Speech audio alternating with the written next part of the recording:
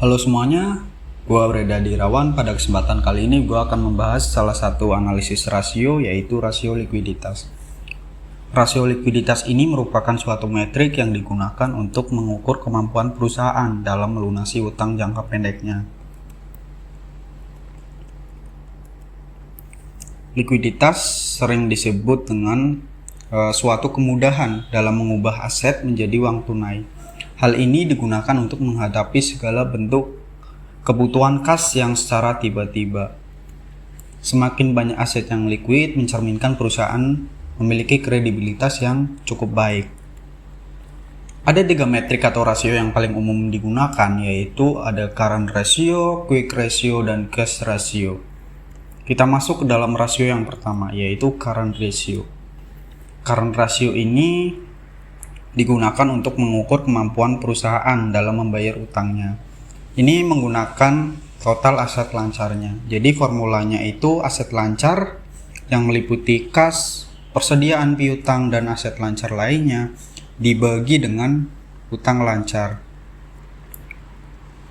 Angka yang baik untuk current ratio berada di level 1,5 sampai 3 kali.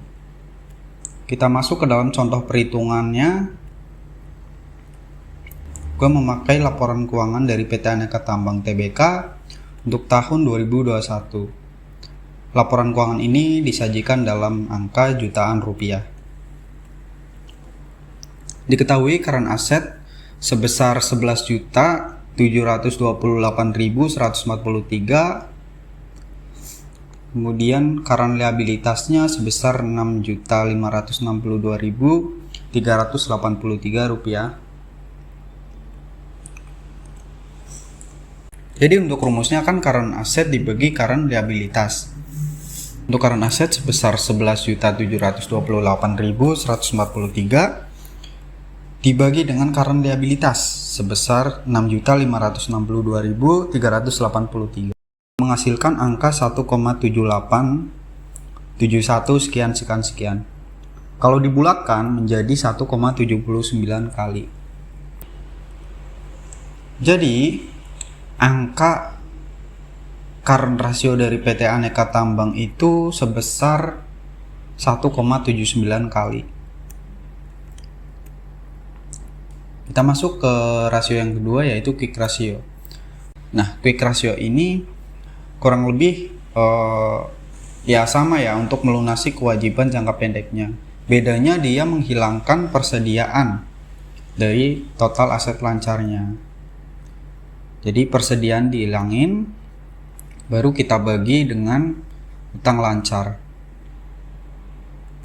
Rasio yang lebih dari 1 itu mencerminkan ketahanan dalam keadaan krisis. Kita masuk ke dalam contoh perhitungannya. Masih memakai PT Aneka Tambang Tbk untuk kita jadikan sebagai contoh perhitungan. Bedanya dengan current ratio itu, dalam quick ratio ini ada tambahan item, yaitu inventory.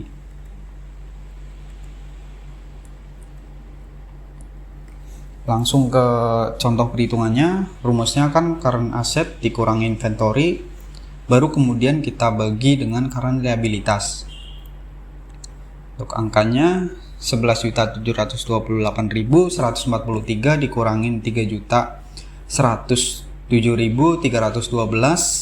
di mana ini merupakan angka dari persediaan ya, dibagi dengan angka dari current liabilitas sebesar 6.562.383 menghasilkan angka 1,31 sekian.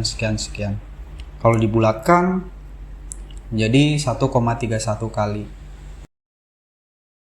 Ini merupakan angka quick ratio dari PT Aneka Tambang Tbk atau yang biasa disebut dengan Antam.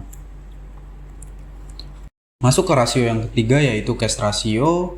Ya, kurang lebih sama untuk membayar utang jangka pendeknya.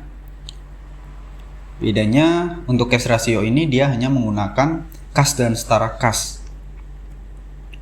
Jika hasil rasio lebih dari 1, maka mencerminkan ketidakefisienan perusahaan dalam menggunakan kas untuk memaksimalkan keuntungan. Namun jika kebalikannya atau dalam kurung kurang dari 1, itu mencerminkan perusahaan menggunakan uang kasnya dengan baik.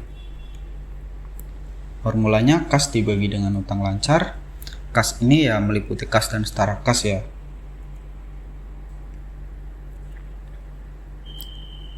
Kita masuk ke contoh perhitungannya.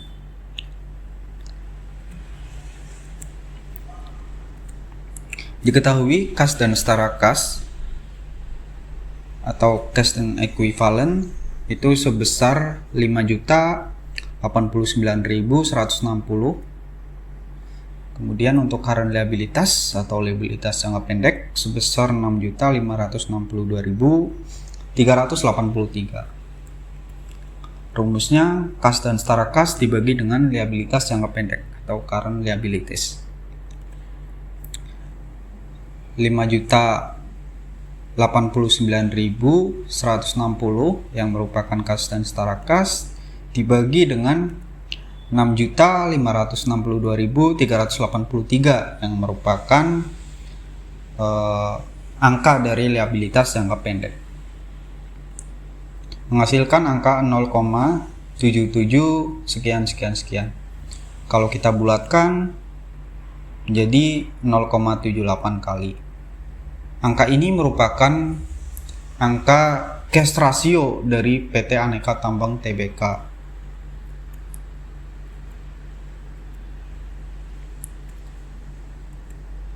Oke, kesimpulan. Secara umum likuiditas itu berarti seberapa mudah suatu aset dikonversi menjadi uang tunai. Hal tersebut menjadikan uang tunai merupakan aset paling liquid dan harus dimiliki dalam sebuah bisnis. Rasio likuiditas juga merupakan suatu metrik akuntansi yang digunakan untuk menilai kemampuan debitur dalam pelunasan utang jangka pendek. Ada 3 metrik atau rasio yang paling umum digunakan, yaitu current ratio, quick ratio, dan cash ratio. Oke, selesai sudah pembahasan mengenai analisis rasio likuiditas. Terima kasih buat kalian yang sudah menonton video gua kali ini. Jangan lupa like, comment, dan subscribe supaya kalian mendapatkan informasi mengenai video-video baru tentang akuntansi, keuangan, dan pasar modal.